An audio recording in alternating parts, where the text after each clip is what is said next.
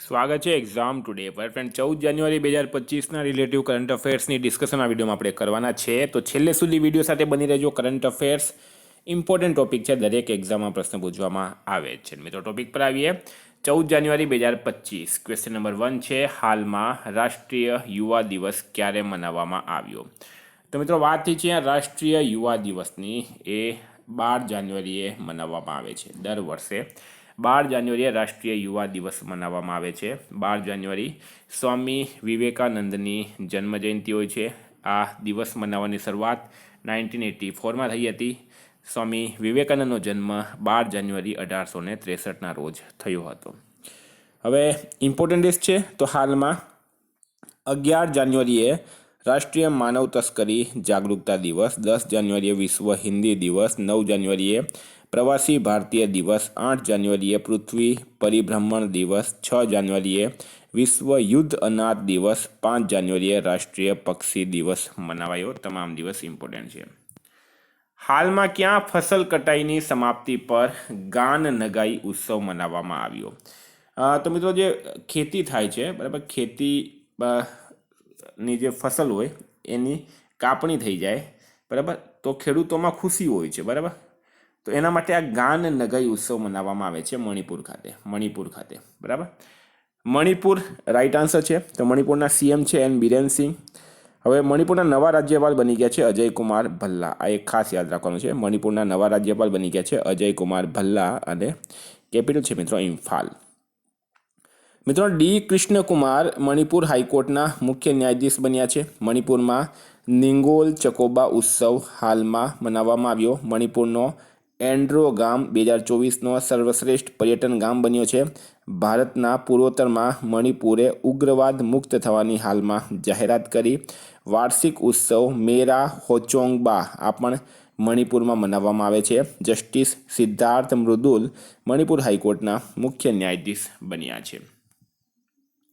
હાલમાં કોની મુંબઈ મેરાથોનના રાજદૂત તરીકે નિમણૂક કરવામાં આવી છે? તો મિત્રો મુંબઈની અંદર મેરાથોનનું આયોજન થશે. મુંબઈ મેરાથોનમાં મોહમ્મદ ફરાહ અથવા તો મો ફરાહ, એમનું શોર્ટ નામ છે મો ફરાહ. 4 વખતના ઓલિમ્પિક અને 6 વખતના વિશ્વ ચેમ્પિયન મો ફરાહ છત્રપતિ શિવાજી મહારાજ ટર્મિનસથી શરૂ થવાવાળી મુંબઈ મેરેથોનના 20મા સંસ્કરણ માટે આંતરરાષ્ટ્રીય ઇવેન્ટ એમ્બેસેડર જાહેર કરાયા છે. તો આ તમે ફોટો પણ એમનો જોઈ શકો છો.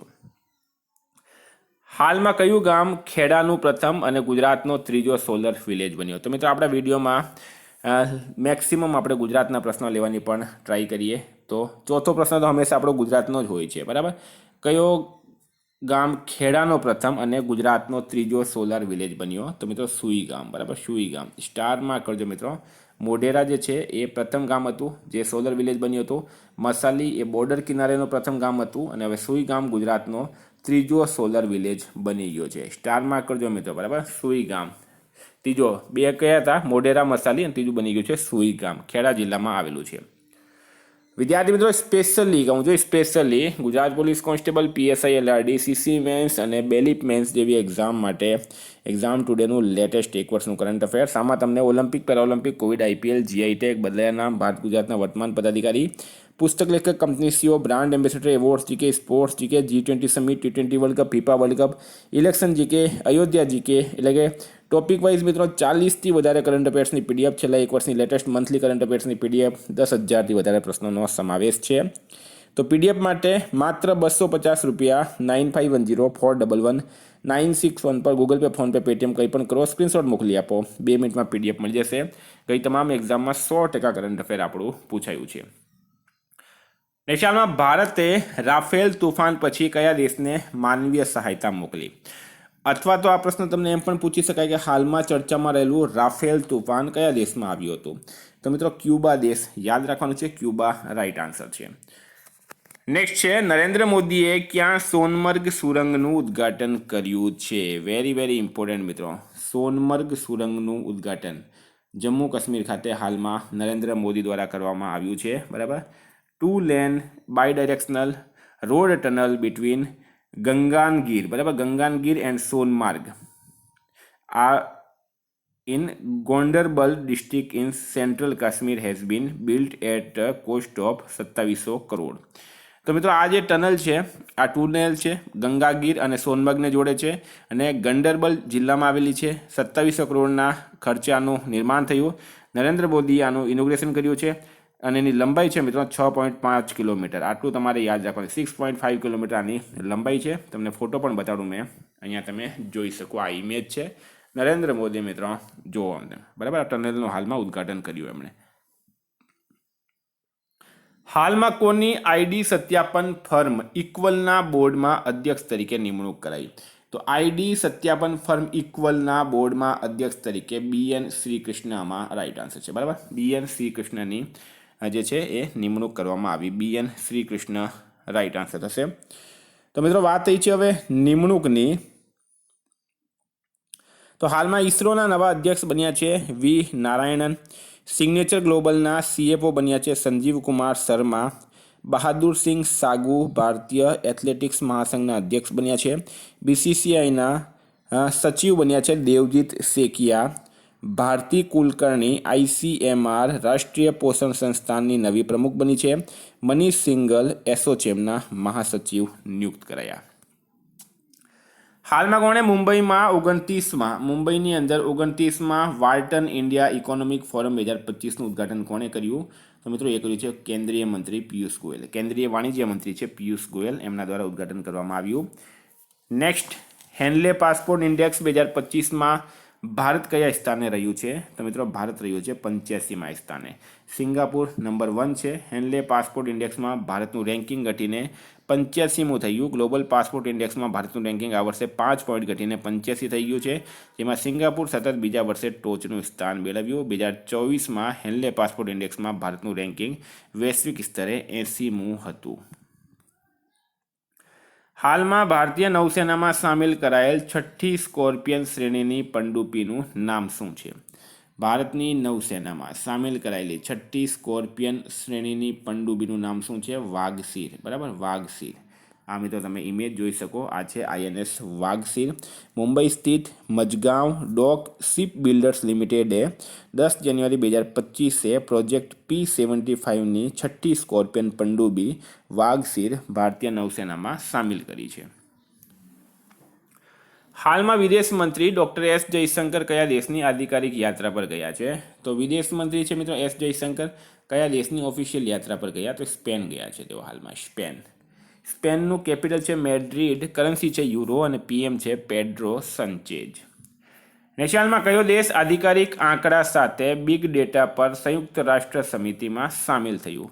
તો ઓફિશિયલી આંકડા સાથે બિગ ડેટા પર સંયુક્ત રાષ્ટ્ર સમિતિમાં કોણ સામેલ થયું છે? આપણો દેશ ભારત. ભારત આમાં રાઈટ આન્સર છે. સ્ટાર માર્ક કરજો મિત્રો. વાત કરીએ આપણે ભારતની, તો દુનિયામાં દૂધમાં નંબર 1 આપણે છે. ભારત 21 દેશોનો ટેકનિકલ સેમિનાર હોસ્ટ કરશે. 2024માં સાયબર હુમલામાં બીજો સૌથી મોટો લક્ષિત દેશ ભારત બન્યો છે. એટલે કે આપણે અહીંયા સૌથી વધારેમાં બીજા નંબર પર આપણે અહીંયા સાયબર એટેક થયા. દુનિયાનો ત્રીજો સૌથી મોટો મેટ્રો રેલ નેટવર્કવાળો દેશ ભારત બન્યો છે. ભારતનો વિદેશી મુદ્રા ભંડાર વધીને $709 બિલિયન થયો. ભારત 2023-24માં અત્યાર સુધીના સર્વાધિક કોલસા ઉત્પાદક દેશ બન્યો છે. ભારતના પહેલા બાયોબિટુમેન રાષ્ટ્રીય રાજમાર્ગનું ઉદ્ઘાટન નાગપુરમાં થયું છે.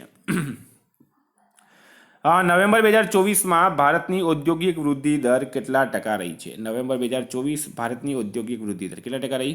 તો મિત્રો રાઈટ આન્સર છે આમાં 5.2%. કેટલી રહી છે?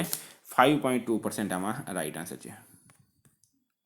હાલમાં ક્યાં પ્રથમ આંતરરાષ્ટ્રીય ઉત્તરાખંડી પ્રવાસી સંમેલનનું ઉદ્ઘાટન થયું? પ્રથમ આંતરરાષ્ટ્રીય ઉત્તરાખંડી પ્રવાસી સંમેલનનું ઉદ્ઘાટન ક્યાં થયું છે? રાઈટ આન્સર છે મિત્રો દેહરાદૂન ખાતે. ક્યાં થયું છે? દેહરાદૂન ખાતે થયું છે. CM છે મિત્રો પુષ્કરસિંહ ધામી બરાબર, એમણે આ સંમેલનને સંબોધિત કર્યું. ઉત્તરાખંડના રાજ્યપાલ કોણ છે? તો ગુરમીત સિંહ રાજ્યપાલ છે. હાલમાં ક્યાં વોટર 360 ડિગ્રી સંમેલનનું શરૂઆત થઈ છે? વોટર 360 ડિગ્રી સંમેલનની શરૂઆત ક્યાં થઈ?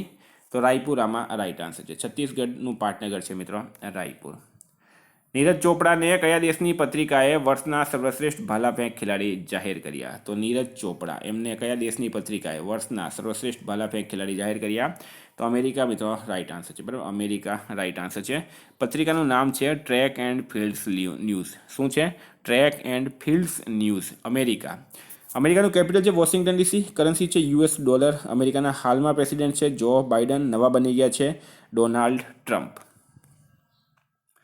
કોણે વિકસિત ભારત 2047 માટે યુવા શક્તિનો દ્રષ્ટિકોણ નામક પુસ્તકનું વિમોચન કર્યું? તો મિત્રો નરેન્દ્ર મોદી રાઈટ આન્સર છે, નરેન્દ્ર મોદીએ કર્યું છે. મિત્રો હાલમાં જમ્મુ કાશ્મીર અને લદ્દાખ યુગો કે માધ્યમ સે પુસ્તકનું વિમોચન અમિત શાહે કર્યું.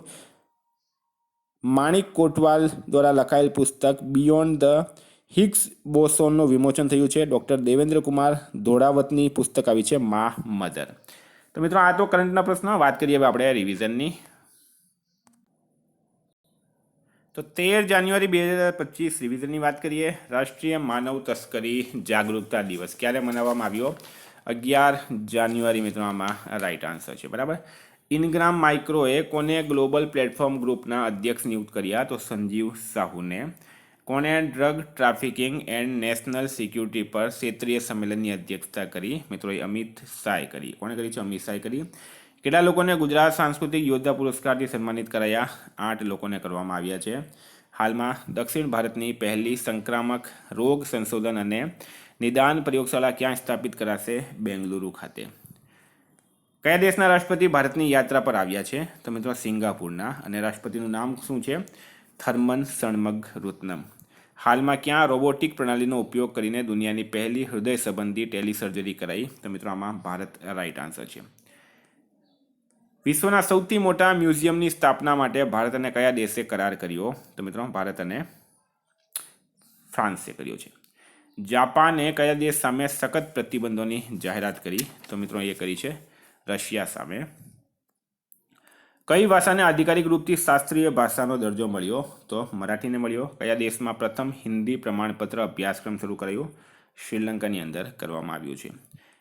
કયા રાજ્યની પોલીસે ફીડબેક પ્રણાલી શરૂ કરી છે? તો મિત્રો એ કરી છે તેલંગાના.